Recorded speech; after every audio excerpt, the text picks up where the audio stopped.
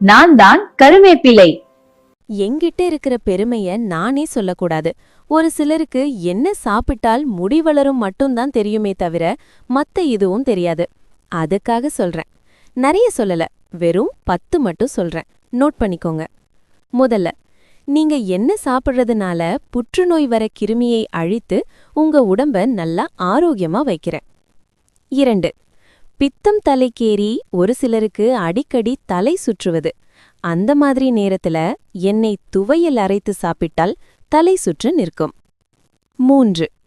நீரிழிவால் வரும் பாதிப்புகளை குறைத்து இரத்த சர்க்கரை அளவை குறைக்கிறேன். 4. நல்ல கொழுப்பை அதிகரிக்கிறேன். 5.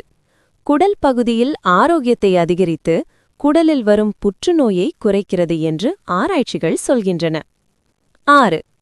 தாளிக்கும்போது வரும் மணமும் சுவையும் எச்சிலை உருவாக்குகின்றன. இதனால் ஜீரணம் எளிதில் நடைபெறுகிறது. 7. ஒரு சிலருக்கு பயணங்களின் போது குமட்டல், வாந்தி போன்றவை வரும்.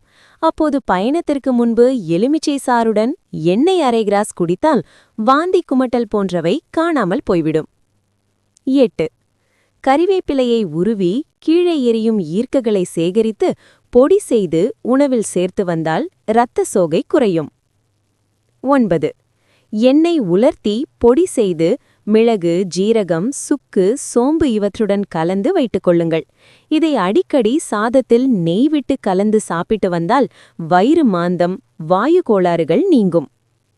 10. கறிவேப்பிலை பொடியுடன் பனை வெல்லம் சேர்த்து தினமும் அரை ஸ்பூன் அளவு சாப்பிட்டு வந்தால் ஹீமோகுளோபின் அதிகரிக்கும்.